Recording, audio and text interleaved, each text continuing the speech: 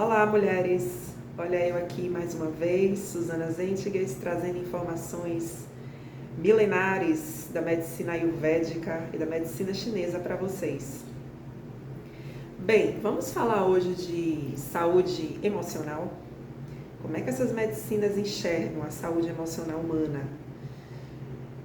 Mais especificamente, vamos falar da saúde emocional quando o assunto é ansiedade, preocupação.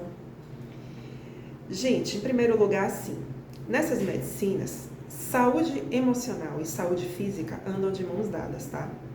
Para eles é um mesmo tratamento, não são, porque o corpo humano é único, né? O nosso corpo físico, mental, emocional, tá tudo no mesmo pacote. Então, assim, eu vou dar um exemplo para vocês. Por exemplo, o órgão que está ligado ao fígado é a raiva. Um fígado saudável, ele sabe lidar com a raiva. Ele não se deixa tomar pela raiva. Porém, se ele lida com a raiva constante, aquela raiva que não sai, aquela raiva que maltrata, que magoa, ele começa a fragilizar, ele começa a entrar em desequilíbrio. E mais pra frente você vai começar a apresentar problemas relacionados a fígado ou o que o fígado comanda, né? Por exemplo, os tendões estão relacionados ao fígado. Então, quando eu estou falando de ansiedade, eu estou falando de um órgão que eu tenho certeza que pouquíssimas pessoas aqui, às vezes até lembram que ele existe, que é o baço. Ou o baço-pâncreas. Nessas medicinas, baço e baço-pâncreas é um órgão só. Eles trabalham energeticamente de forma única, tá? O baço, gente, ele tem a função de transportar tudo que o nosso aparelho digestório consome, ele transforma a parte útil, né, a essência, a energia do alimento para o nosso ti torácico, prana torácico, os pulmões, para o coração e para o cérebro. Olha o grau de importância da saúde do nosso baço. Então, o baço que esteja funcionando bem, né, você vê que o trabalho dele é um trabalho que vai contra o estômago. O estômago leva para baixo aquilo que a gente não precisa mais. E o baço leva para cima aquilo que a gente realmente necessita, né? Então, ele trabalha em parceria com o estômago, né? É órgão víscera.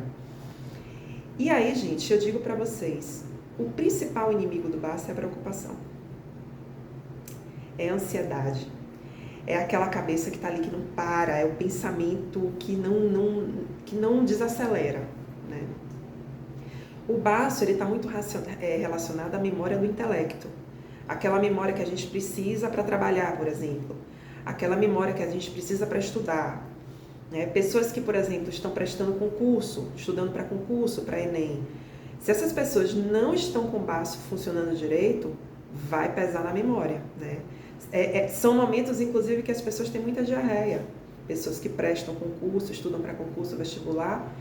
Às vezes, quando tem diarreia, é porque o baço não está funcionando direito, né? O baço também está relacionado a nosso tônus muscular. Então, quando ele não está funcionando bem, você apresenta cansaço nas pernas, cansaço nos braços, tá?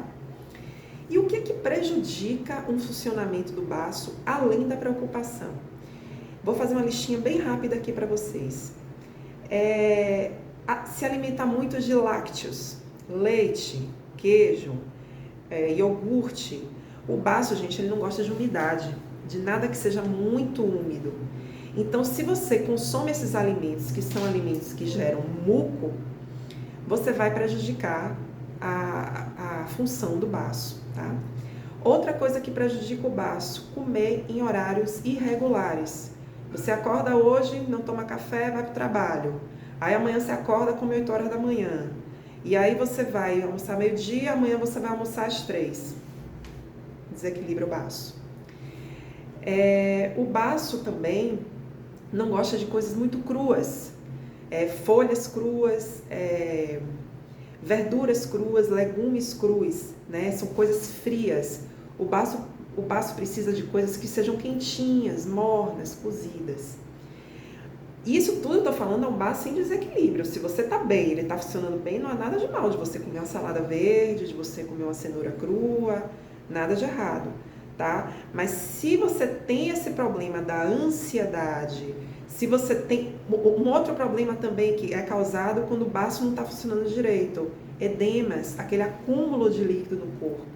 Então, às vezes, por exemplo, você está tendo dificuldade de perder peso, você está fazendo dieta, não consegue perder peso e não sabe o que é. Às vezes é o baço que não está funcionando direito, entende? E aí você vai lá, regula ele consegue fazer o transporte e a digestão dos fluidos, né, do corpo, e aquele problema some. Né? Ele é muito responsável também pela digestão e o transporte dos líquidos no nosso corpo. Então, se você tem aquele edema no tornozelo, né, no braço, no corpo, com certeza é o baço que está desregulado, tá? Bem, se eu for falar tudo de baço, gente, eu vou precisar de pelo menos aqui uns 10 minutos de vídeo. Mas eu listei aqui também uns probleminhas que ocorrem quando o baço não está funcionando direito, que é importante para, se vocês conhecem alguém que está passando por isso, que é a anorexia, distensão abdominal, aquele quando você come, fica aquele peso no estômago, às vezes você não consegue nem levantar direito, diarreia constante, edemas, como eu falei, né, acúmulo de líquido, hemorragia, cansaço físico, prolapsos dos órgãos, como útero, estômago, rim, bexiga.